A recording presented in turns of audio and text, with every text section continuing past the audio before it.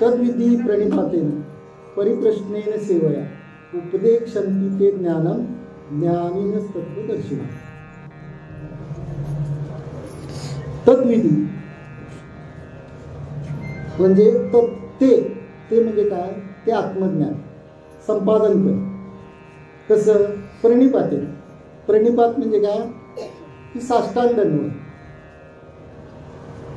किंवा त्याच्यापेक्षा पूर्ण अंशानं शरणागती पत्करणे, म्हणजे त्यात कुठेही कमतरता न ठेवता पूर्णपणे शरणागती पत्करून परिप्रश्ने प्रश्न करून सेवया सेवा करून.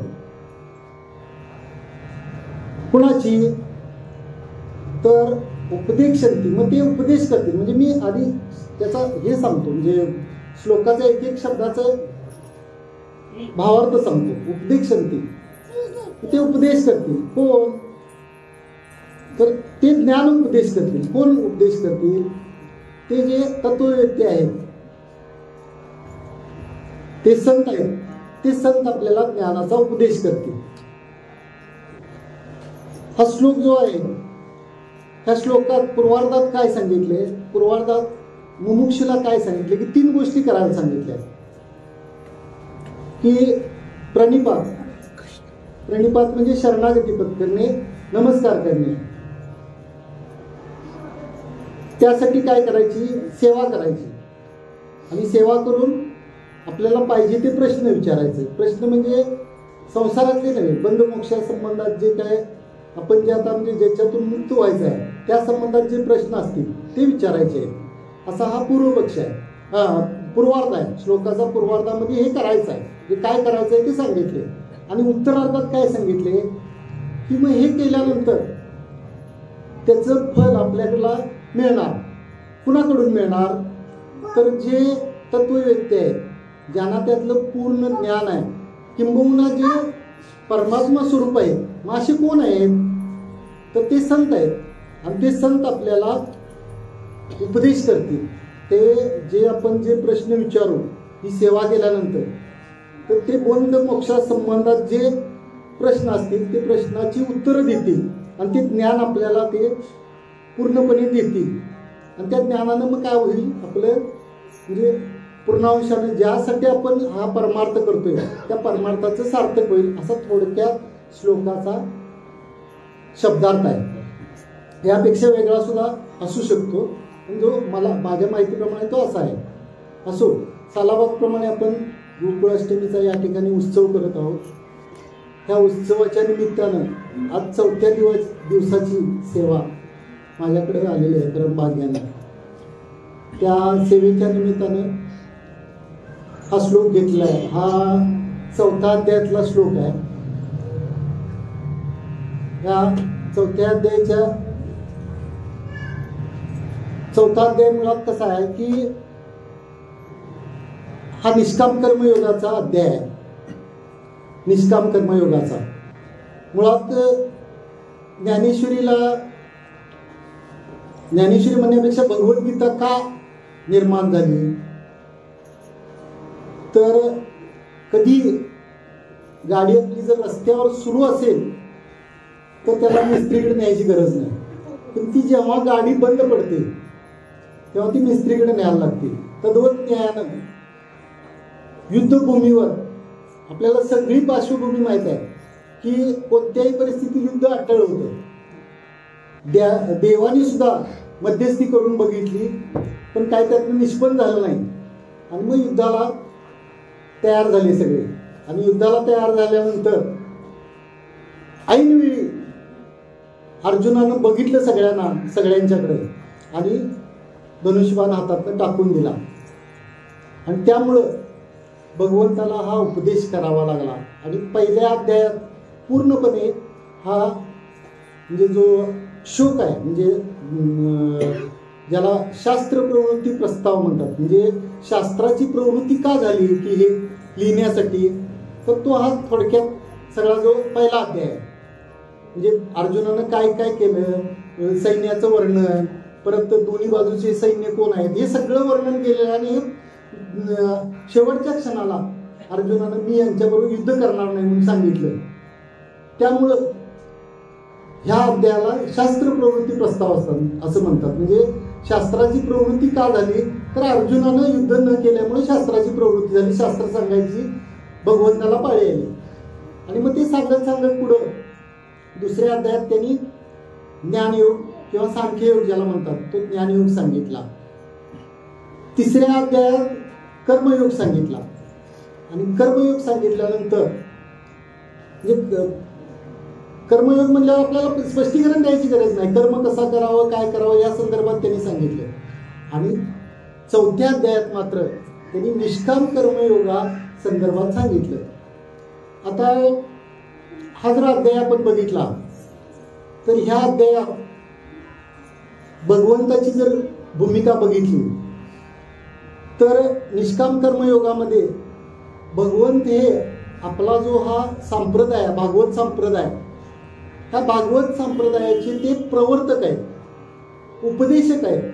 कसं म्हणशीला तर त्यात काही ओव्या आल्या की मी अर्जुना हा मी जो तुला आता निष्काम कर्मयोग सांगतोय हा निष्काम कर्मयोग पूर्वी मी विवस्वान म्हणजे सूर्य विवस्वानाला सांगितला. विवस्वानाने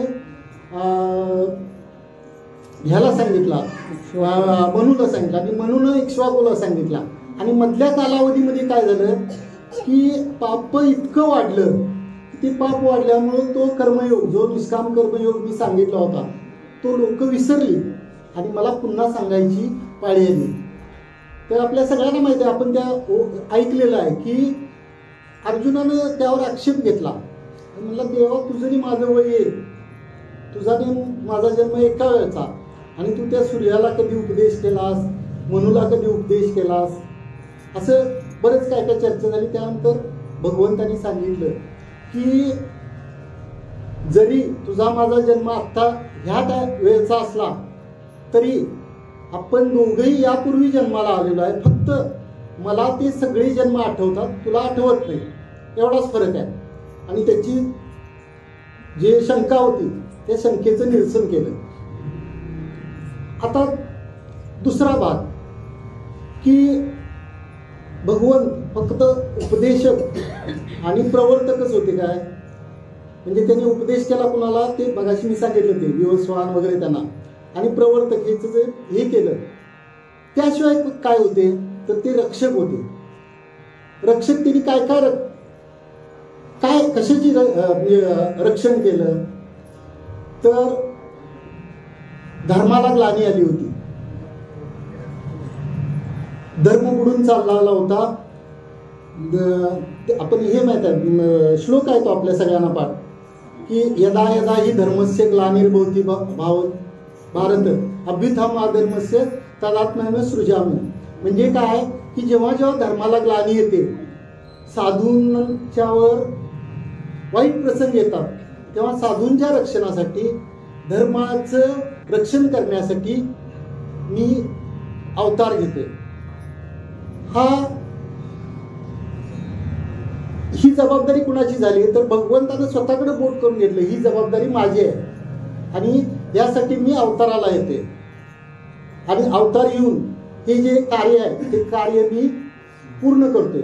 आता ह्या ठिकाणी आपण मत्स्य कुर्मादी अवतारापासून ते रामकृष्ण आणि आत्ताचा येणारा कली इथपर्यंतचे अवतार आपल्या सगळ्यांना माहित आहेत. मत्स्य कस्य वराह वामन परशुराम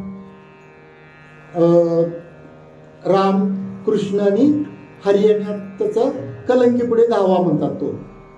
तर यामध्ये राम आणि कृष्ण अवतार हे 2 पूर्ण अवतार मानलेले आहेत. आणि त्यात परत कृष्णाला हा परिपूर्ण अवतार मानलेला आहे. परिपूर्ण अवतार का मानलेला आहे, पूर्ण आणि परिपूर्ण याच्यात फरक काय तर रामाचं चरित्र आपण बघितलं तर रामानी जे वाल्मिक महर्षींनी रामायणामध्ये जे लिहिलं त्याच्या बाजूचं एकही गोष्ट करायचा त्यांना अधिकार नव्हता. मग बऱ्याच वेळा म्हणजे काही कीर्तन प्रवचनकार सांगतात की ऐका यशस्वी अवतार्य ज्ञान वैराग्य ऐश्वर हे जे 6 गुण आहेत त्यातल्या 6 गुण रामाला लागू पडत नाही, त्यात काहीतरी कमतरता वाटते. पण कृष्णांच्या बाबतीत जर बघितलं तर परिपूर्ण का तर त्यांनी खऱ्या अर्थानं म्हणजे पूर्ण जे म्हणतात अधिकारवाणीनं तो पूर्णपणे त्या आपला अवतारात अधिकारवाणी पूर्ण घ्या, म्हणून त्यांना परिपूर्ण अवतार म्हणजे 6च्या 6 गुणांचं त्यांनी पुरेपूर त्यांच्याकडे हे होतं, म्हणून ते परिपूर्ण अवतार आहे. दुसरी गोष्ट अशी की आपण म्हणतोय की पांडव श्रेष्ठ होते, किंवा एक उदाहरण फक्त सांगतो तुम्हाला की पांडवांनी जे युद्ध जिंकलं ते पांडवांची त्याच्यामध्ये कोणतीही ताकद नव्हती, म्हणजे अगदी ठामपणे सांगता येते. कारण का की जे आपण योद्धे तुलनेत जर बघितले तर भीम जसा शूर होता तेवढ्याच तोलामोलाचा दुर्योधन शूर होता, आणि हे भीमाचं झालं. अर्जुनाचं बघितलं तर अर्जुनाच्याच तोलामोलाचा कर्ण होता, त्यामुळं तिकडं पण पारडं जड होतं. आणि दुसरी गोष्ट महत्वाची सांगायची झाली तर त्यांचा जो सेनापती भीष्माचार्य जे होते ते भीष्माचार्य 8 वसूपैकी एक होते. प्रत्यक्ष जे भगवंताचं रूप आहे म्हणजे परशुरामाचं 5वं किंवा 6वं रूप आहे, त्या परशुरामांना सुद्धा आपल्या गुरुंना सुद्धा त्यांनी युद्धात हरवलेलं आहे. अशा प्रकारचे भीष्माचार्य होते. द्रोणाचार्याचं काय सांगायला तुम्ही, असे एकापेक्षा एक त्यांच्याकडं शूरवीर होते. एक मुद्दा फक्त सांगतो, काही लोकांना माहित नसेल म्हणून. भीमाला घटोत्कच नावाचा एक पुत्र होता, हिडिंबा राक्षसी पासून झालेला. सागर महाराज बरोबर आहे ना, हिडिंबा राक्षसी पासून झालेला. तर त्या घटोत्कचाचा पुत्र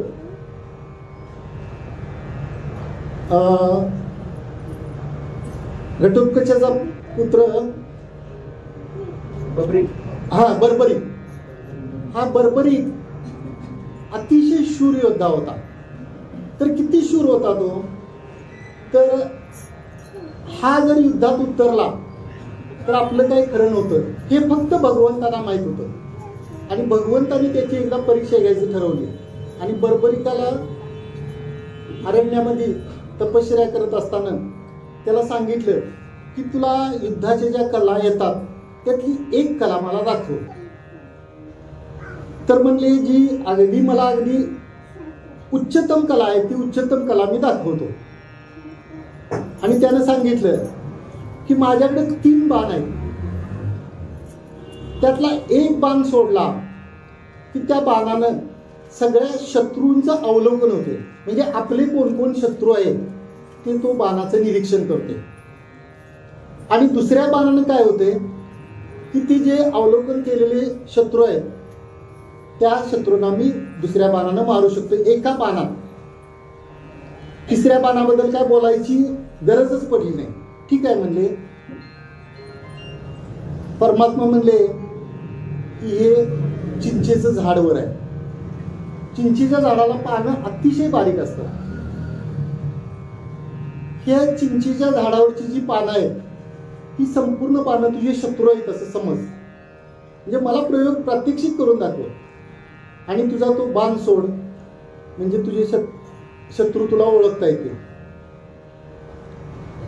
मग यानं बाण सोडला.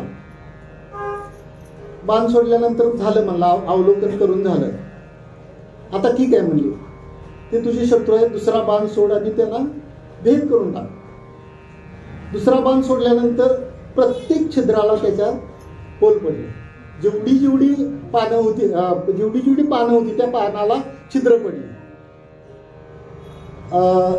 परमात्म्यानं काय केलं होतं, 2 पानं, एक डाव्या पायातनं एक उजव्या पायाच्या खाली आपल्या पानकणी लपवून ठेवलं होतं. त्याने पाय उचलून बघितला तर ते पायाखाली जी 2 पानं होती त्या पायाच्या पानाला पण छिद्र पडलेली होती. ठीक आहे म्हणले, तू आमच्या बाजूनं युद्ध करायला तयार हो. करतो म्हणला. खरं माझ्या गुरुनी एक मला काय सांगितले की तू युद्ध करत असताना ज्या पक्षाचा पराभव होईल त्या पक्षाकडे तू जायचं.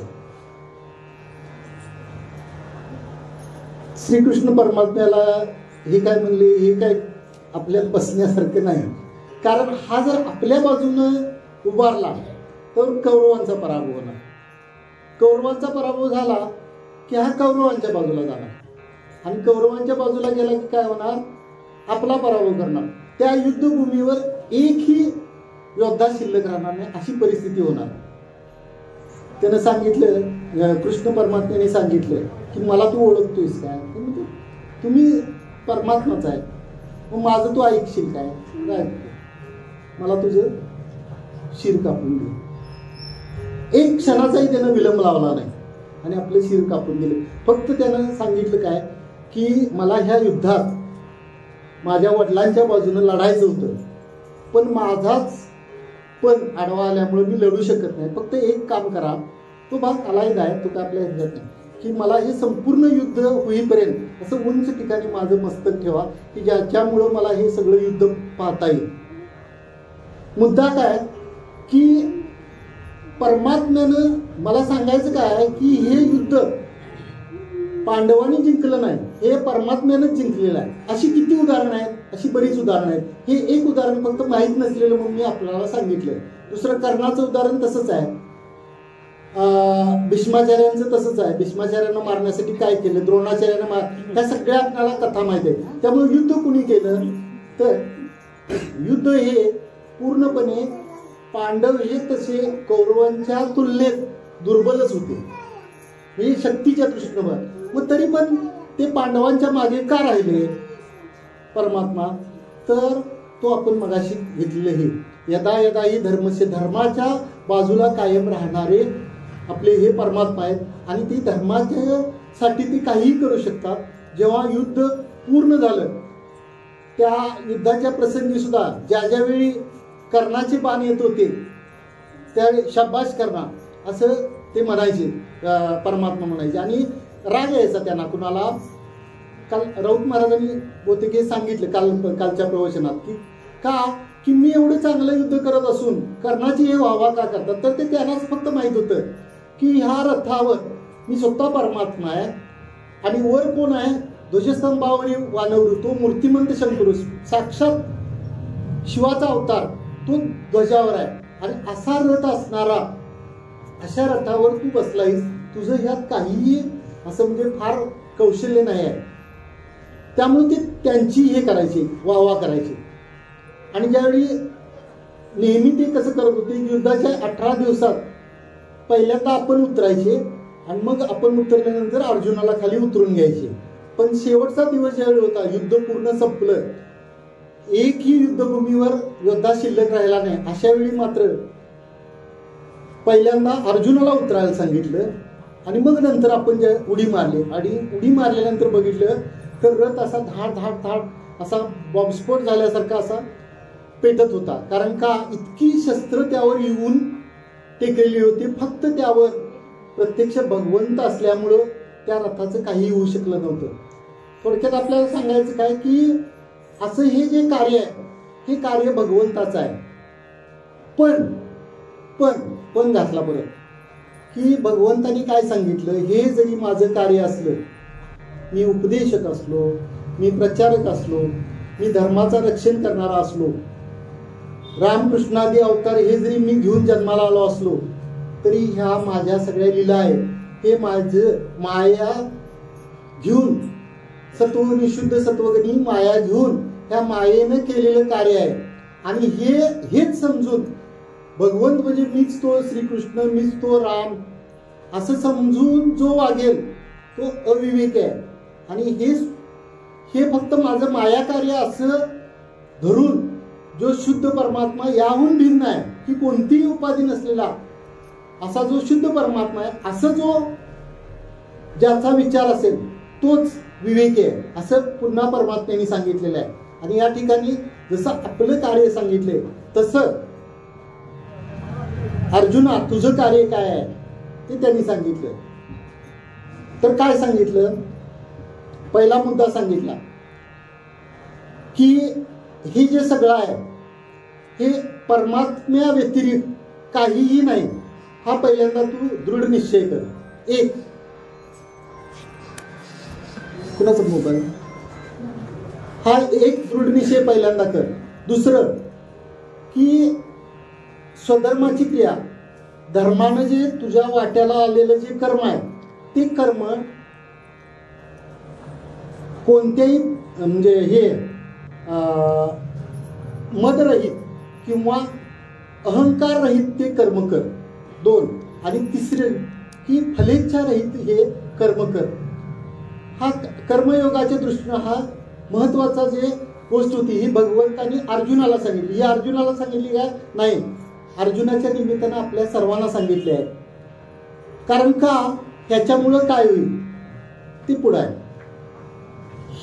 ह्या 2 गोष्टी सांगितल्या. पहिला आपण काय केलं ते सांगितलं आणि हे करून मी कसा कामा निराळा आहे आणि मी तो नाही. म्हणजे तू समजतोस की मी रामकृष्णारी, तो मी नाही. तुम्ही पूजा करताय ते मला त्या रामनवमीच्या वेळी माझी पूजा करता, कृष्ण जन्माष्टमीच्या वेळी करता, तर तसा मी नाही आहे. हा मनात दृढ भाव ठेव आणि तरच तू विवेकी ठरशील. म्हणजे विवेकाची व्याख्या आपल्या सगळ्यांना म्हणजे बऱ्यापैकी सगळ्यांना माहीत आहे. सत्संगतीने आत्मा अविनाशी असून तद व्यतिरिक्त सर्व विनाशी व चंचल आहे. म्हणजे एका आत्मस्वरूपावर फक्त लक्ष केंद्रित करायचं. तो आत्मा हेच आपलं स्वरूप आहे आणि तेच भगवंताचं नाही, सगळ्या ह्याचं म्हणजे अधिष्ठान जे आहे ते आत्मस्वरूप आहे. एवढं लक्षात ज्यानं ठेवलं तो विवेक आहे. त्यानंतर पुढं कर्माच्या संदर्भात भगवंतानं अर्जुनाला सांगितलं, अर्जुनाच्या निमित्तानं आपल्याला सांगितलं. आणि त्यानंतर महत्वाचं जी गोष्ट आहे जी आपल्या श्लोकाला अनुसरून आहे तर ती कुठली आहे की हे संपूर्ण जे जगत आहे हे जगत कसं आहे, हे जगत पूर्णपणे ब्रह्मस्थिती रूप आहे असं तू अनुभव घे. म्हणजे जग नव्हे जनार्दन, बरोबर आहे ना, जग नव्हे अवघा जनार्दन ह्याची तुला प्रतीती आली पाहिजे. आणि जग नाही हे ब्रह्मच आहे. आणि हे कशानं कळलं तर त्यासाठी ज्ञान. मग ते ज्ञान कसं आहे, ते ज्ञान मिळवायचं कसं. आता ज्ञान ज्ञान ज्ञान आता जरासं मध्ये एक चुटका सांगतो म्हणजे बोर होणार नाही. सकाळी मी काकड्याला आलो आणि बाहेर पूर्णपणे अंधार होता, बाहेरच्या आत उजेड होता. आणि पहिली जी पायरी आहे त्या पायरीच्या आत येणार एवढ्याच आतनं सुजाता वहिनीने सांगितलं, अहो थांबा थांबा थांबा येऊ नका, तिथे काहीतरी लांबडं पडले, लांबडं आहे ते आणि पाय टाकशिला त्याच्यावर. थांबलो मी तिथेच. तिथं थांबल्यानंतर मी नुसतं थांबलो नाही, म्हणजे लांबडा आहे म्हणल्यावर मी परत पाठीमागे गेलो. एक दांडकं होतं, ते दांडकं घेऊन आलो. तेवढ्यात आत विनेकरी होता. तो विनेकरी तिथं आला आणि दारातनं म्हणला, आस्तिकाची दुराई. आस्तिकाची दुराई म्हणजे तो एक वेगळा गोष्ट आहे आपली. जे परीक्षित राजा सर्पदंशानं हे झाल्यानंतर जन्मेजय त्यांचा मुलगा त्यानं सर्प मारायचं सत्र चालू केलं आणि त्यातनं ते आस्तिकाची दुराई हा तो आपण कथेकडे जायच नाही. तर आपण बघा भिंतीवर सुद्धा लिहिलेलं असते, परड्यातल्या भिंतीवर आस्तिकाची दुराई. दुराई म्हणजे शपथ. तर तो विनेकरी म्हणला, काय म्हणून बाबा इथं आला असेल, तर सप्ताह चालला आणि कशाला आला असेल. नमस्कार केला त्यानं, त्या विनेकऱ्यानं जो रात्रीच्या पहाऱ्याला होता तो. मी काय केलं, दांडकं घेऊन आलो. त्या विनेकऱ्यानं काय केलं, नमस्कार करून ते हे केला. तेवढ्यात दादा उठले आणि म्हणले, काय तुमचा गोंधळ चाललाय. तर असं झालं, लांबडा आहे तिथं. अरे म्हणले पहिली लाईट लावा. लाईट लावली. लाईट लावल्यानंतर पूर्ण उजेडात बघितलं तर ते ह्याच्यातली ध्वजाला दोरी ठेवलेली होती, त्यातला थोडा दोरीचा कंडका राहिलेला होता. तो कंडका तिथं पडलेला होता. काय म्हणले गोंधळ घातला सांग. ह्यात मुद्दा महत्वाचा काय की मी कर्म करायला गेलो, कर्मानं काय उपयोग झाला, काय काही उपयोग झाला नाही. हे इथं जो विनेकरी होता त्यानं उपासना केली. उपासनेनं काय उपयोग झाला, काय नाही उपयोग झाला. उपयोग कशाने झाला, ज्ञानानं उपयोग झाला. तद्वत न्यायानं आपण ज्या ठिकाणी जायचं आहे, जे आपल्याला ज्ञान पाहिजे आहे, ही शेवटी विचाराचा परमार्थ हा शेवटी विचाराचा आहे. मी आक्षेप येईल म्हणून त्याचं पुन्हा स्पष्टीकरण करणार आहे. तर केवळ आणि केवळ जो आपल्याला मोक्षपदाला जायचं आहे ते ज्ञानानंच जायचं आहे. मग आता म्हणशीला तुम्ही कर्म करायचं काय नाही, उपासना करायची काय नाही, तर कर्म आणि उपासना ही करायचीच आहे. भगवंतांनी सुद्धा सांगितलं, मी आधीच बोलून गेलो की निष्काम कर्म आणि निष्काम उपासना ही झालीच पाहिजे. कारण निष्काम कर्मानं काय होईल की निष्काम कर्मानं आपलं जे चित्तातले जे मनदोष आहेत, मनदोष म्हणजे वाईट कृत्य करण्याची जी गोष्ट आहे. मग अशी महाराज काय म्हणले माहिती पारायणच्या वेळी, त्यांनी ते तिथं हे बसले होते आपले शिवाजीराव रानमाळे, आणि त्यांना श्लोक एक दुसरा विचारला आणि त्या दोघांचं संभाषण चाललं आणि म्हणले खऱ्या अर्थानं जर ह्याची गोडी लागली तर मोबाईल तुम्ही हातात सुद्धा धरणार नाही. मग हे कशानं होईल? हे जर निष्काम जर कर्म करत गेलं, हे निष्काम कर्म आहे. हे निष्काम कर्म जर वाचन वगैरे करणं हे निष्काम कर्मच आहे. हे कर्म जर करत गेलं तर ते जे चित्तातला मल आहे, मोबाईल बघणे वगैरे, आता मोबाईल काही जणांचं मोबाईलवरच चरितार्थ आहे, तो भाग आलाहीच आहे. पण त्याला पण एक उभी आहे की आपण आता म्हणतोय की त्या मोबाईलमध्ये अभंग सुद्धा असतात, काकडा असते, हरिपाठ असते, तर त्याला एक उभी आहे. अमृत जरी आहे तरी मध्य भांड्या घ्यावे जरा म्हणून जात ते काय म्हणजे अमृत जर असलं, अमृत प्यायला मिळालं तरी ते काय दारूच्या भांड्यातनं घ्यावं काय, तशातला प्रकार आहे. मोबाईलमधनं बघूच नाही, ते आपण ग्रंथच हातात घ्यावा आणि ग्रंथानच बघा. आता मी सुद्धा मोबाईलनं बघतोय, मला म्हणायचा हा अधिकार नाही, बापू महाराजा नाही, पण मला अधिकार नाही तो. तर आपण म्हणजे ह्याचं सांगत होतं की कर्म आणि उपासना करायची का नाही, तर कर्म हे करायचंच, निष्काम कर्म केलंच पाहिजे. निष्काम कर्मानं मला मनदोषाची निवृत्ती होते. आणि उपासना काय करायची, तर उपासनेनं चित्तातली जी चंचलता आहे, विक्षेप आहे, आता हे विक्षेप हे जे आहेत हे अतिशय म्हणजे काय म्हणतात त्याला, हे 4 दोष, लय, विक्षेप, रसाचा शेवटचा कषाय. तर लय, विक्षेप, कषाय आणि रसास्वाद इतके वाईट दोष आहे. लय म्हणजे काय माहिती का, की कुठेही झोप पडत नाही, पण इथं कीर्तनात आल्यावर किंवा प्रवचनात हमखास झोप येते, त्याला लय म्हणायचा. विक्षेप, आता हे चालू होतं मध्येच मोबाईल वाढला, विक्षेप आहे तो. विक्षेपानं काय होतं, थोडंसं आपलं जे लिंक लागलेली असते ती लिंक तुटण्याची शक्यता असते. विक्षेप. कशाय नंतर सांगतो जरासं. रसास्वाद म्हणजे काय, की आपलं कीर्तन चाललेलं आहे, तर त्या कीर्तनात अतिशय सुंदर चाली एक जण महाराज म्हणत असतात, तर त्या चालीतच माणूस रंगून जातोय, रंगावं. पण आपला मूळ जो हेतू आहे ते आपण त्या भगवंताच्या म्हणजे तो जो भावार्थ आहे, जो अभंगाचा भाव आहे, त्या भावाकडं राहिलं पाहिजे. वसंतगडकर म्हणून कीर्तन करायचं, इतक्या अप्रतिम त्यांच्या चाली आहेत. तर बरेच आपल्या संप्रदायाची लोक की त्यांचं कीर्तन निव्वळ त्या चाली सुंदर असतात, आवाज त्यांचा सुंदर आहे यासाठी कीर्तन ऐकत असतात. तर ह्याला रसास्वाद म्हणायचं, त्या रसात गुंगून जाण्याला अर्थ नाही. आणि कशाय दोष हा कसा आहे की आपण त्या स्टेपपर्यंत जातोय, म्हणजे त्या भगवंतापर्यंत पोहोचण्याच्या अगदी पायरीला जातोय, पण तिथनंच मध्ये सोडून जाते. उदाहरण सांगतो म्हणजे लक्षात येईल. जमिनीत धन पुरून ठेवलेलं असतं, पूर्वापारची ही गोष्ट आहे, आणि ते धन आहे हे ज्योतिषाकर्मी त्या मालकाला माहीत होते की बाबा त्या ठिकाणी धन आहे, किंवा त्या पायाळू माणसाला माहीत होते. पण त्या धनावर की नाही बसलेला आहे नागोबा, आणि तो काही केल्या हलायला तयार नाही. मग एक वेळ अशी आली की तो नाग जाण्यासाठी बरेच प्रयत्न केले, आणि तो नाग निघून गेल्यानंतर तो मालक होता की त्यातच खुश.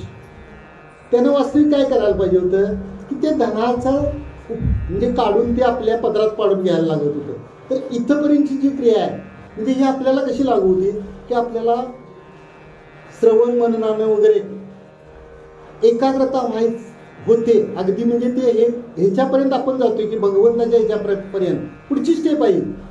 पण भगवंत प्राप्ती करून घेण्याऐवजी त्या एकांतातच ते रमून तिथंच त्याला पूर्ण विराम होते. म्हणजे ती भगवत प्राप्ती करण्याचं जे हे आहे ते राहून जाते. त्याला कषाय दोष असं म्हणतात. ते 4 दोष आपल्याला सतत सातत्यानं पिडत असतात. तर असू दे. ते आता ते ज्ञान जर आपण आता ज्ञान असं प्रत्येक जण म्हणतात की ज्ञान मिळवलं पाहिजे, ज्ञान मिळवलं. काय होईल त्या ज्ञानानं? तर खरोखर ते ज्ञान मिळवल्यानंतर आपला जो जन्म मरणाचं जे हे आहे, जन्माला येणं मरणं, की जन्माभाव स्थिती निर्माण होईल, की जन्माला आपण पुन्हा येणार नाही आणि मरणार पण नाही. ही गोष्ट खरी आहे का? तर खरी आहे. आपण ठाम बसून सांगायचं वारकऱ्यानं की मी मरणार नाही. आणि खरोखरच आपण मरणार नाही. आपण मरणाच्या पुढं आहे. कसं म्हणशील? एक उदाहरण सांगतो. आपले देशमुख डॉक्टर कायम सांगतात की आपण आजारी पडल्यानंतर किंवा काही हे झाल्यानंतर म्हणतो माझा हात दुखतोय, माझा डोळा दुखतोय, म्हणजे मी हा माझ्यापासून वेगळा आहे, माझा कान माझ्यापासून वेगळा आहे, माझा हात माझ्यापासून वेगळा आहे, माझं संपूर्ण अंग दुखतंय, म्हणजे मी त्यापासून वेगळा आहे. मग हा मी कोण आहे? तर मी हा शरीरापासून वेगळा आहे. मग आपलं जाते का? शरीर जाते. मी आहे तसा आहे. म्हणजे वारकऱ्यानं तर ठाम मनाशी निश्चय करायचा की मी बाबा मरणारा नाही आहे, मी आहे तसा आहे. फक्त हे काल आता तात्याने सुद्धा सांगितलं आपल्या ह्याच्यात, आपण जसं शरीरावरची कपडे बदलतोय, म्हणजे जैसे जीर्ण वस्त्र सांगितले तसं आपलं हे शरीर बदलून टाकतोय. वासनसी जीर्णानी संस्कृत श्लोक आहे तो, की आपलं आपण वस्त्र बदलून टाकतोय. तसं आतलं आत्मस्वरूप आहे, ते आत्मस्वरूप कधीही बदलत नाही. हे त्या ज्ञानानं प्राप्त होते. आणि मग हे चांगलं आहे का वाईट आहे? अहो मी मरणार नाही हे जर आपल्याला कळलं, आपल्याला सगळ्यांना भीती आहे ती मरणाचीच भीती आहे, आणि हे जर ह्या ज्ञानानं कळत असेल की मरणार नाही, मी अमर आहे, हे वाईट आहे का सांगा? बर, शरद महाराजांनी आमची कायम चर्चा असती की संसार करायला सोपा का परमार्थ करायला सोपा? तर आम्ही तरी म्हणजे पूर्णपणे ह्या बाजूला आहे की परमार्थ करायला अतिशय सोपा, संसार करायला अतिशय अवघड. चहा करायचं जरी म्हणलं, एकदा कोण घरात नव्हतं पण मी चहा करायला गेलो आणि चहा करण्यापूर्वी मी 2 लिटर दूध आणलं आणि आधी म्हणलं दूध गरम करून ठेवा, झालेली वस्तूच इथे. आणि एवढं 2 लिटर म्हणलं दूध गरम व्हायला भरपूर वेळ लागणार, आणि लावला गॅस आणि मोबाईल बघत बसलो. ते दूध उतू जाऊन त्या दुधामध्ये की नाही 1 टाक सुद्धा शिल्लक राहिला नाही. एवढं दूध सगळं असा गॅस कटा पूर्णपणे भरलेलं. ह्या तोपर्यंत बायका आणि मी बघितलं काय म्हणले, मी आपला मोबाईल बघत बसलो.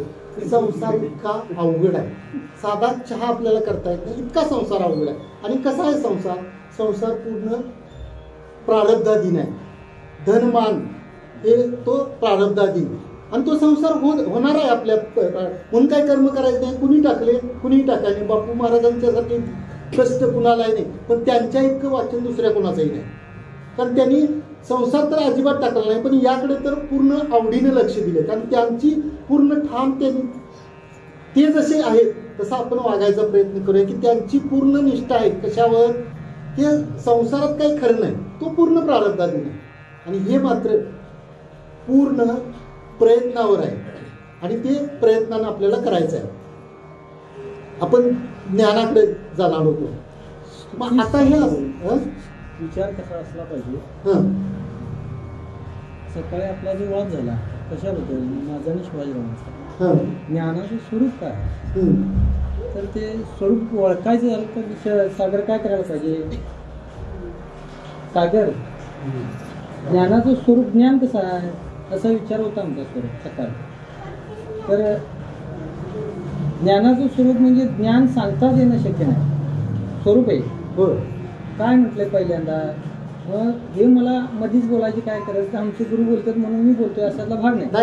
तर ते काय की बाबा अज्ञान अवघे हरपे विज्ञान निशेष. मी पुढं काय म्हटलंय? ज्ञान ते स्वरूपी होऊन जाईल. स्वरूपी होऊन जायचे ते ज्ञान. बरोबर. म्हणजे ज्ञान नवीन सांगणे हे नाही, स्वरूपी होऊन जाईल. मग ज्ञान स्वरूप होऊन गेल्यावर सांगायचं काय? मग असा तो पुढचा म्हणतो. बरोबर. मग कोण सांगणार ते? जे अनुभवाला आले ते सांगतात. तत्वदर्शी. हा, ते तत्वदर्शी सांगते. मग ते लक्षणानं सांगायचं. मग त्यांचे स्वभाव काय सांगत असताना ते पहिले अध्याय पहिले श्लोक सांगितले. मग ते त्यांच्यामध्ये सांगितलंय की पूज्यता म्हणजे स्वकीर्ती प्राणी नाही, म्हणजे हे पुढं सांगता कामा नाही. हा, ज्यानं त्यांना आपला अनुभव आहे. मग काय होईल? अहमची वृद्धी होते त्यामुळे, ऐकल्यामुळे, समोर ऐकल्यामुळे, म्हणून स्तुती टाकली. तर आता आपण ज्ञानाकडे आलो होतो. मग हे ज्ञानाचं महत्व सांगितलं. ज्ञानानं काय होईल की आपल्याला मरणाभाव स्थिती निर्माण होईल. आणि मरणाभाव स्थिती निर्माण झाल्यामुळं भवरोग जो आहे, आपल्याला जी भीती आहे, एकच गोष्टीची भीती आहे की मी जाणार आणि कुणालाही जायला नको वाटते. आपण म्हणजे चिरंजीव असावं असं वाटते. आणि ते साहजिक आहे ते वाटणं. म्हणजे हा फक्त मनुष्य स्वभाव नाही, प्रत्येक जीवाचा स्वभाव आहे तो. मग हे कोण सांगेल? तर ते ज्ञान पैगा बरवे, जरी मनी आणावे तरी संता या भजावे सर्वस्वीसी. मग हे जे ज्ञान आहे, हे ज्ञान कसं आहे? बरवं ज्ञान आहे. आता परत शंका आली, एक बरवं ज्ञान आणि एक चुकीचं ज्ञान असं होणार. तर हे तसं आहे का? हे तसं नाही. इथं तर काय म्हणलं? बरवं ज्ञान म्हणजे बरव्या ज्ञानाच्या सापेक्ष दुसरं आणि ज्ञान असणार असं आलं. म्हणजे ज्ञानाला येणं जाणं आलं असा अर्थ होणार. किंवा ज्ञान बाबा एक चांगलं ज्ञान आणि वाईट ज्ञान असा पण अर्थ होणार. तर त्याचं कौलंकर गुरुजी सांगतेलं हे की ज्ञान हे कसं आहे? त्या ज्योतीप्रमाणे आहे. पाठीमागे आता ते कंदीला हिची ज्योत आहे. तर ते कौलंकर महाराज काय सांगतात की आजी काय योग कंदील दिलास मला तू? या कंदीला अजिबात म्हणजे त्याला उजेडच नाही. ती आजी अनुभवी असते, माहिती आहे सगळ्यांना आपल्याला दृष्टांत. आजी म्हणते की बाळा तो कंदील कने हाय कसा आहे, तिचं भिंग काढ. भिंग म्हणजे काच काढ. ती काच राख चुडी टाक, त्याच्यावर बनियनच्या फडक्यानं पुसून घे आणि पुन्हा लाव. पुन्हा लावल्यानंतर स्वच्छ प्रकाश पडला. हा कशाचा परिणाम झाला? तर तो जो म्हणजे ते ज्ञान आहे, ते ज्ञान ज्या अंतःकरणात आहे, मग ते त्या पद्धतीनं ते बाहेर पडते. म्हणजे तो जे म्हणतात त्याला पंचदशीमध्ये संवित ज्ञान असं म्हणले, वाचला असेल तुम्ही, संवित ज्ञान असं म्हणतात. म्हणजे ते मुळातच हे आहे, म्हणजे शुद्ध आहे. आणि ते ज्ञान म्हणजे स्वरूपाने हेच आहे. म्हणजे मगाशी आता सांगितलं तसं स्वसंवेद्य आहे. ते पंचदशीमध्ये अतिशय त्याचं विवरण चांगलं दिलंय ज्ञानाचं. आता हे ज्ञान प्राप्त करण्यासाठी काय करावं? तरी संता या भजावे सर्वस्वीसी. या संतांना भजायला पाहिजे. आता परत प्रश्न आला. एखादा हे आला की पुढे ते लगेच शंका आलीच. आता ह्या संतांनाच का भजायचं? आता हे संत म्हणजे कोण आहेत? तर विचार केला तर संत आणि आत्मज्ञान हे दोन नाहीतच, असं वावगं ठरणार नाही. संत तेच आत्मज्ञान, आत्मज्ञान तेच संत. आणि मग त्या संतांना सर्वस्वीशी भजायचं. भजायचं म्हणजे काय करायचं की त्यांना पुढे सांगितले जे ज्ञानाचा पुरवठा तेच सेवा हा दारवंटा. म्हणजे त्यांना त्यांच्या जो ते ज्ञानाचं द्वार आहे, संत हे ज्ञानाचं द्वार आहे. आता आपण बऱ्याच वेळा येत वडील जे जे करतील की किंवा वडील हा ज्यावेळी शब्द आलाय, तर वडील हा शब्द गुरुजीच्या म्हणजे गुरुजींना वडील म्हणतात. ते वडिलाच्या आपल्या पात्रतेचे आहे. मग त्यांचं जे घर आहे ते घर म्हणजे ते ज्ञानाचं प्रवेशद्वार आहे. आणि मग त्या प्रवेशद्वारात प्रवेश कसा करायचा? ते तर सेवा हा दारवंटा. तर सेवा करायची. मग आता हे संत जे आहेत, संत आणि ज्ञान यांचा कार्यकारण भाव दाखवलाय. कार्यकारण भाव काय आहे? तर कार्य काय आपलं आहे? तर सेवा करायची. आणि कारण काय आहे तर आपल्याला ते ज्ञान प्राप्त करून घ्यायचं आहे. तर अशा पद्धतीनं त्या संतांशी आपण कधी सेवेनं ते त्यांच्यापर्यंत जायचं आहे. सेवा तो स्वाधुनी करी सुबटा ओळखुनी तरी तनुमनु जीवे चरणाशी लागावे आणि अगरवता करावे दास्य सकळ. आता ती सेवा करत असताना कशी करायची? तनानं मनानं धनानं करायची. तनानं मनानं धनानं म्हणजे कशी की एक गौण सेवा आणि एक मुख्य सेवा आहे. मुख्य सेवा काय आहे की स्वामीचे मनोगत कधी दुखवायचं नाही. त्याला स्वामीची या मनोभावा म्हणजे स्वामीचं कधी आपलं मन दुखवायचं नाही, ही एक झाली. आणि दुसरी काय की त्यांची जी घरची कामं आहेत, म्हणजे जनार्दन स्वामींचे एकनाथ महाराजांनी काय सेवा केली तर त्यांना पूजेला लागणारं चंदन उघळून द्यायचं, पाणी द्यायचं. किंवा आज आम्ही 13वा अध्याय आपण जो वाचला तर 13व्या अध्यायात पूर्णपणे ते जो 7वा श्लोक आहे त्या 7व्या श्लोकात सगळं वर्णन तेच आहे की यांची आपल्या गुरूंची सेवा कशी करावी हे संपूर्ण त्या 13व्या अध्यायामध्ये पूर्ण त्या 7व्या श्लोकाच्या खाली आहे. की म्हणजे अगदी ते गुरुचं ते तामन मी होईन, चंदन मी होईन, असं सगळे म्हणजे त्यात ते विस्तृत त्याचं हे केलं आहे, उल्लेख केलेला आहे. आता ह्यात पण कसं होते की चुकार करणारा पण कधी शिष्य असतोय, चुकारपणा करणारा शिष्य पण असतो की गुरुची आज्ञा कशी मोडू आणि गुरुचं पाय कसं सोडू. तुम्हाला माहित असणार ह्या लोकांसाठी की गुरुची सांगायला वक्ता स्वतंत्र आहे बरं का. नाही ह्या लोकांना एकदम कधी म्हणजे पूर्ण असं बोर व्हायला नको. हा, गुरुची आज्ञा कशी मोडू आणि गुरुचं पाय कसं सोडू. एखादं काम जर सांगितलं त्या शिष्याला तर ते काय म्हणायचं माहिती का, गुरु महाराज तुमचं पाय मी कसं सोडू. ते काम करायला गेलो असतो खरं तुमच्या पायाजवळ मला मी पाहिजे नाही झालं. दुसऱ्या दिवशी काय झालं, आमंत्रण आलं, भोजनाचं आमंत्रण आलं. ए बाबा जातोच काय तिकडे भोजनाला, तुमची आज्ञा कशी मोडू. अशी सेवा करायची का अशी नाही सेवा करायची. म्हणजे एक विनोदाचा भाग आहे, तर अशी सेवा करायची नाही. आणि मग शेवटचं आहे, मग अपेक्षित जे आपले तेही सांगती पुसले जेणे अंतकरण बोलले संकल्पाने. मग इतकी सेवा केल्यानंतर आपल्याला कने ते गुरु आपल्यावर प्रसन्न होतात. म्हणजे आपली तशी शरद महाराजांच्या भाषेत बोलायचं झालं तर आपली भूमिका आधी वाढवायची. म्हणजे गुरु आपल्याला भेटतात पण म्हणजे ते सगळे महाराज उदाहरण देतात की पेरू किंवा आंबा झाडावर पिकल्यानंतर पोपटाला बोलवावं लागत नाही, पोपट आपोआप येते. तसं आपण जर आपली साधना वाढवून आपण जर त्या म्हणजे बोधाप्रत गेलो, म्हणजे अगदी मलविक्षेप घालवला तर ते थोडक्यात जे आवरण असते ते काल्पनिक आवरण आहे. ते असद्वादपादक आवरण असं म्हणतात. ते काल्पनिक आवरण घालवण्यासाठी सद्गुरूंच्याकडे जायची आपल्याला गरज पडत नाही. सद्गुरू आपोआप आपल्याला भेट होती त्यांची. आणि नाही जरी भेट झाली सद्गुरू तर आपला हा भगवंत आहेच. आपणची देव होय गुरु, म्हणजे माझ्या विठोबाचा कैसा प्रेम भाऊ आपणची देव होय गुरु, तो हा भगवंत आहेच.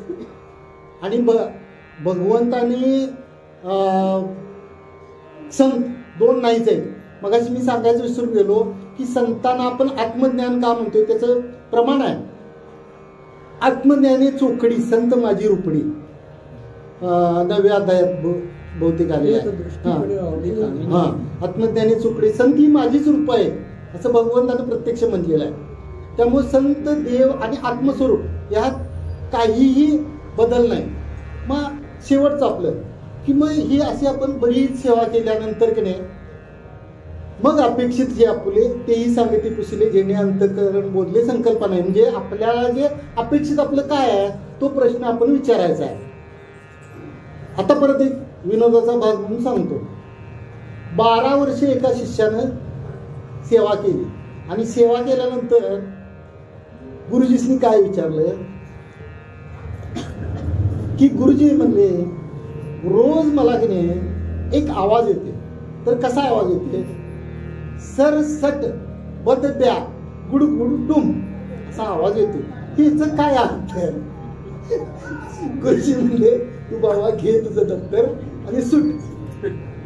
तर मग तो दुसरा जो शिष्य होता, गुरुजींना राग आला नाही, इतकी वर्ष माझ्याकडे येऊन त्यानं जर हे विचारलं तर मी काय आता डोकं फोडायचं याच्या पुढे की बाबा बंद मोक्षादी संदर्भात काहीतरी विचारावं की काय तर विचारावं. ते दुसऱ्या शिष्यानं गुरुजींनी सांगितले की गुरुजी तुम्ही रागावू नका, की ते ठराविक वेळी आपली जी झोपडी आहे म्हणजे हे जे आश्रम आहे त्या आश्रमाच्या शेजारी विहीर पण आहे, तिथं आंब्याचं झाड आहे, तिथं गायी आहेत, वासरू आहे, तर आपली हे एक शिरडू पण आहे. मग ते काय व्हायचं की 7 दिवशी आंबा झाडावर पडायचा, 7 दिवशी पडायचा आणि तो 5 दिवशी कशावर पडायचा? त्या मेंढराच्या पाठीवर पडायचा आणि ते ब्या करायचं आणि त्या आंबा गुडगुड करून त्यांनी विहिरीत डुंबची आवाज यायचा. असले प्रश्न विचारायचे काय? असले प्रश्न विचारू नये. तर ते ज्ञानाच्या संदर्भात असतात, मोक्ष ज्ञानाच्या संदर्भातच असावे अशा प्रकारचे प्रश्न विचारावे. आता यातनं आणखी एक सांगतो, माझ्या संबंधात घडलेला प्रसंग सांगतो. आमचा एक मित्र वाळव्याला आहे, नामदेव पाटील म्हणून, त्याचं काय वाईट सांगत नाही, त्यामुळे नाव घ्यायला काय हरकत नाही. अतिशय हुशार आहे आणि शाहीर माणसं ही आपल्यापेक्षा त्यांचं वाचन जास्त असते, लक्षात ठेवा. फक्त आपलं त्यांचं का पटत नाही? 2 गोष्टी आहेत. शाहीर हे प्रश्न विचारतात आणि प्रश्नाचं त्यांना उत्तर माहीत असते म्हणून त्यांना शाहीर म्हणायचं. आणि आपल्याकडे कसं आहे, आपलं जे आहे ते शंका समाधान, शिष्यानं केलेली शंका किंवा पूर्वपक्षानं शंका केलेली त्याला माहीतच असेल असं नाही, आणि तो उत्तर पक्ष पुढचा जो गुरु म्हणा किंवा कोण असतात ते त्याचं समाधान करतात. म्हणून शंका समाधान दोन्हीचा अर्थ एक आहे काय? अजिबात नाही, दोन्हीचा अर्थ वेगळा वेगळा आहे. तर शिष्याचं जोपर्यंत समाधान होत नाही तोपर्यंत ते गुरु त्याचं समाधान करून सांगतात आणि ते शिष्याचं पण आणि गुरुचं पण दोघांचंही समाधान होते. म्हणून आपला जो शिव संवाद आहे हा गुरु शिष्य संवाद आहे आणि तो तिकडे कलगीतूर आहे तो तर आपल्याला तिकडे जायचं नाही. तर त्यांनी मला एकदा विचारले, तुम्हाला म्हणजे रामायण बऱ्यापैकी माहीत आहे काय? तर माहीत आहे म्हणलं. मग रामायण आम्हाला काय पूर्ण माहीत नाही म्हणजे कसं. त्याने एक प्रश्न विचारला की म्हणले आई रावणाला नाही महिरावण, आई रावण आणि महिरावण या दोघांनी राम लक्ष्मणाला नेलं आणि बंदी बनवलं. त्यावेळी मकरध्वज म्हणजे हा हनुमंतरायांचा मुलगा, त्या मकरध्वजानं युद्ध केलं आणि तो युद्ध जिंकला. तर हा जो कालावधी होता हा केवळ 3-4 महिन्याचा होता आणि 3-4 महिन्यात हा मकरध्वजाची निर्मिती कशी झाली आपल्या सगळ्यांना माहीत आहे. हनुमान उड्डाण करत असताना हनुमानाचा जो घाम होता तो घाम मगरीनं गिळला आणि त्या मगरीच्या पोटी गर्भधारणा झाली आणि तिच्या पोटात जो गर्भ जन्माला आला तो मकरध्वज. ही सगळी क्रिया 4 महिन्यात घडली. 4 महिन्यात त्यानं युद्ध केलं कसं सांगा उत्तर. मी म्हणलं प्रणिपात करतो तुला त्या भाषेत आणि म्हणलं तूच सांग कसं ते. उत्तर त्यांनी सुंदर सांगितलं. बरोबर आहे ते. माकडिणीचा गर्भ हा 3 महिन्याचा असतो. आपला 9 महिने 9 दिवसाचा म्हणजे 9 महिने साधारण असतो. 3 महिन्याचा माकडिणीचा गर्भ असतो, त्यामुळे तिची गर्भधारण. मग तुम्ही म्हणशीला एवढं लहान पिलानं मकरध्वजानं ते कसं काय युद्ध केलं? तर मुळात हा हनुमंतरायांचा पुत्र होता. हनुमंतरायांनी सुद्धा जन्माला आल्याबरोबर ते तांबडं काय दिसते म्हणून झेपावला तिकडे कुणाकडे सोया आणि मग ते लाल बुंद चेहरा झाला, हनवटी हिच्या तोंडावर गदा मारल्या. हा सगळ्याला धन्य आहे म्हणलं. बरोबर आहे म्हणलं, उत्तर बरोबर आहे म्हणलं. मला हे प्रवचनात कधीतरी सांगता येईल, चांगलं आहे म्हणलं. आई रावण आणि महिरावणाला आता आपण अध्यात्माला कसं लावायचं ऐका सांगतो. प्रवचन तसं पाठीमागच झालंय की ज्ञान आपल्याला मिळालं. ज्ञान काय मिळालं तर आपल्याला बाबा मरणाभाव स्थिती निर्माण झाली, ते ज्ञान आपल्याला मिळालं. आपण मोक्ष स्वरूप आहे, देवातनी मायात काही फरक नाही, ब्रह्म व्यापक आहे, तसं मी पण व्यापक आहे, अनुरणीय तुकडा, इथंपर्यंत सगळं झालं. बरोबर आहे. पण या अहिरावण आणि महिरावणच्या कथेतून आपण काय घ्यायचं की एवढे मोठे राम म्हणजे प्रत्यक्ष भगवान लक्ष्मण तर काय साधा होता काय नाही, पण ह्या दोघांना अहिरावण आणि महिरावणानं बंदी बनवलं आणि त्यांना सोडवलं कुणी तर हनुमंतरायानं सोडवलं. मग ह्या पाठीमागे आपण अध्यात्म काय लावायचं सांगतो. राम हा ज्ञानाचा अवतार, पूर्ण ज्ञान म्हणजे राम. लक्ष्मण वैराग्याची मूर्ती. केवढं वैराग्य होतं लक्ष्मणाकडं तर 14 वर्ष वनवासात लक्ष्मण 14 वर्ष उपाशी राहिले होते. म्हणजे केवढं वैराग्य असेल, वैराग्याची ज्वलंत मूर्ती. पण ह्या दोघांनाही आपण इथं लावायचं हा कथेसाठी, त्यांना लावायचं नाही, आपल्याला लावायचं. ते एकाला ज्ञानाचा अहंकार झाला, एकाला वैराग्याचा अहंकार झाला आणि मग पुढे कुणी सोडवलं कुणी हनुमंतराय. हे कशासाठी आहे? भक्ती. पुढे भक्तीने धरिले हाती, मागे ज्ञान वैराग्य येते. अशा पद्धतीनं आपण त्या ज्ञानाकडे न जाता भक्तीकडे जाऊया. ती भक्ती आम्हाला सगळ्यांना गोपालकृष्ण देवत अशी त्या गोपालकृष्णाकडेच प्रार्थना करून तो भक्ती मार्ग आपला सुखकर होऊ दे अशी मागणी करून झालेली सेवा आपल्या सर्वांच्या चरणी अर्पण करतो.